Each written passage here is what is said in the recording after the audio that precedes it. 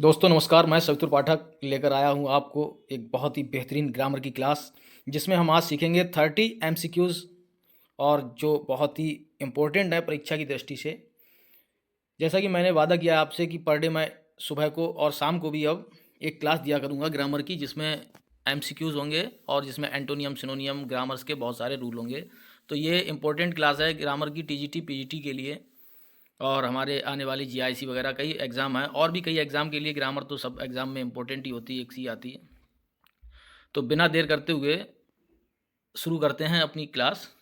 पहला हमारा है choose the correct antonym of meagre. Meagre का एंटोनियम क्या है? मियाग्रे माने होता है अल्प, बहुत कम।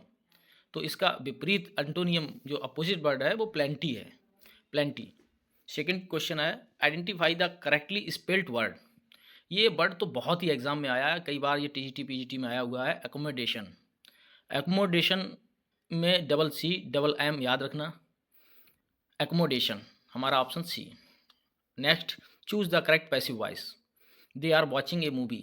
तो जैसा कि आप जानते हैं ये प्रेजेंट कॉन्टिन्यूस का है, दे आर वॉचिंग मूवी, और प्रेजेंट कॉन्टिन्यूस हो या पास्ट कॉन्टिन्यूस दोनों में बीइंग लग जाता है। ऑब्जेक्ट का सब्जेक्ट, सब्जेक्ट का ऑब्जेक्ट बना देते हैं, इज आर एम वही रहता है और बीइंग लगा के वर्ब की थर्ड फॉर्म कर देते हैं। तो a movie is watched by them, B option. Choose the correct indirect speech. He said, I am tired. तो जैसा कि जानते हैं इज़ार एम का बाज बर हो जाता है, तो इसमें ऑप्शन नंबर हमारा ए पहला ही है कि आई का ही हो जाएगा। He said that he was tired. Fifth question है fill in the blank.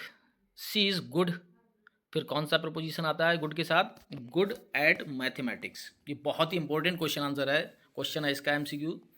Good at, she is good at mathematics, good at English, ये सारे इसके साथ ही आता है प्रपोजिशन। सिक्स है identify the error. Each of the boys have done their work. तो each of the boys have done, यही एरर है हमारी। इस ये ईच ऑफ आ जाता है तो हमेशा सिंगुलर वर्ब आती है, हैव की जगह पे हैज आ जाएगा। सेवन क्वेश्चन है choose the correct antonym of hostile. Hostile का मतलब होता है थोड़ा दुश्मनी टाइप का, तो इसका फ्रेंडली हो जाएगा। वन वर्ड सब्सटीट्यूशन में a person who loves man kind, ये भी बहुत बार कई एग्जाम में आया है, इसकी स्पेलिंग भी पूछ लेते हैं। Philanthropist, philanthropist. Fill in the blank. Next है he has been working here, और जो इसमें सिंस फॉर फ्रॉम वाई, तो आप जानते हैं टू द पॉइंट के लिए हम सिंस लगाते हैं, पीरियड ऑफ टाइम के लिए फॉर लगाते हैं, तो यहाँ पे सिंस आ जाएगा। Choose the correct article. She is honest girl. तो मैंने बताया था कल भी अपनी क्लास में कि ऑनेस्ट जो होता है एस साइलेंट रहता है, एंड ऑनेस्ट गर्ल हो जाएगा। Choose the correct tense. By next year she her degree. तो जहाँ पर भी वाई नेक्स्ट ईयर वाई आ जाए तो वहाँ पे परफेक्ट टेंस बनता है, तो विल हैव कंप्लीटेड हो जाएगा। Identify the parts of the speech of the underline word. He runs fast.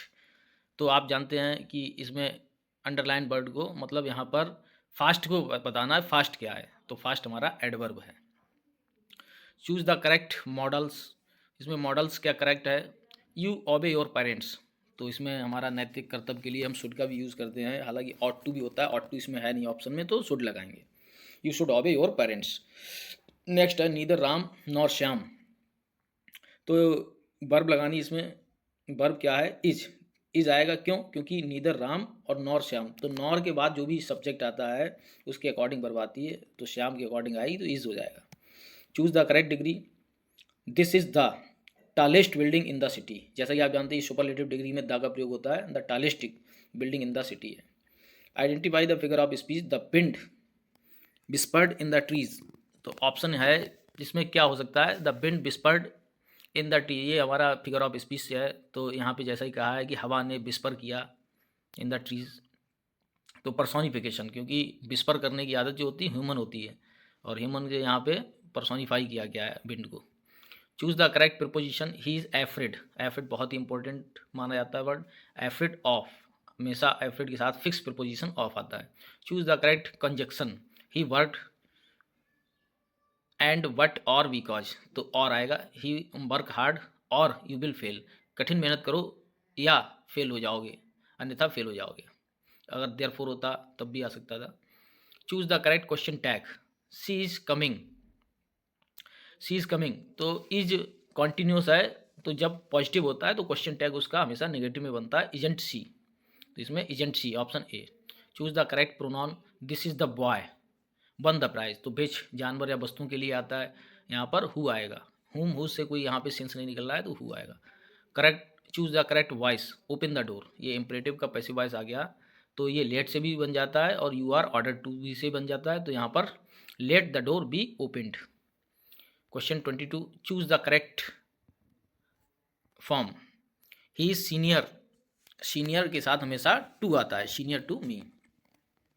Identify the sentence type, what a beautiful day.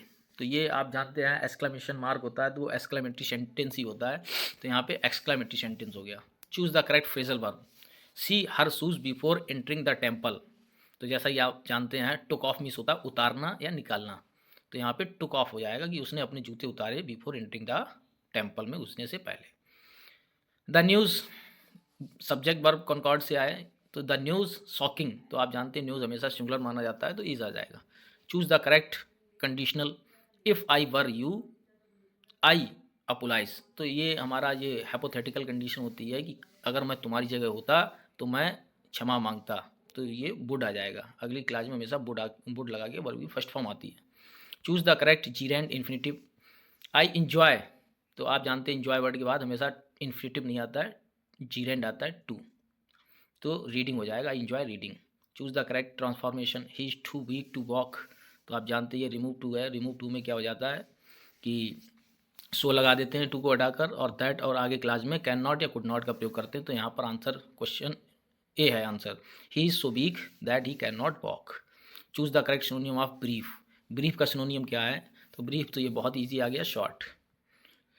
Choose the correct, हमारा लास्ट क्वेश्चन है, choose the correct idiom meaning, once in a blue moon, very important है ये कई परीक्षाओं में मैंने खुद देखा है। Once in a blue moon का मतलब होता है रेयरली, बहुत कम। तो दोस्तों हमने ये 30 MCQs 30 MCQs देखे और ये बहुत ही कम समय में मैंने आपको 30 MCQs दिए। आप अगर बताएंगे तो मैं इस पर मतलब एक डिस्क्रिप्टिव क्लास भी शुरू करने लगूंगा ग्रामर की, कि कहाँ पर कैसे क्या आता है। और अभी तो मैंने ये 30 MCQs बहुत इजी टू मॉडरेट दे रहे हैं, इसके बाद हम हार्ड भी शुरू करेंगे, क्योंकि शुरुआत हमारी अच्छी होनी चाहिए। दोस्तों अगर आपको मेरी वीडियो से कोई फ़ायदा हो रहा है तो आज ही इसे सब्सक्राइब करें, हमारे चैनल को, यूट्यूब चैनल को, और भी लोगों तक पहुंचाएं, जिससे मुझे भी मोटिवेशन मिलेगा और हम अच्छी तैयारी करना शुरू करेंगे। जैसा कि मैंने बताया कि मैं भी EMRS में सिलेक्टेड हूं और भी कई एग्ज़ाम की प्रिपरेशन कर रहा हूं और करवा भी रहा हूं। अभी असिस्टेंट प्रोफेसर का भी मैंने फॉर्म भरा है, तो उसकी भी प्रिपरेशन चल रही है। तो जैसा कि दोस्तों मैं अपना एक्सपीरियंस बस शेयर करता हूँ, बाकी आपकी चॉइस है, आप बाध्य नहीं है किसी प्रकार से। थैंक यू दोस्तों, मिलते हैं अगली वीडियो में।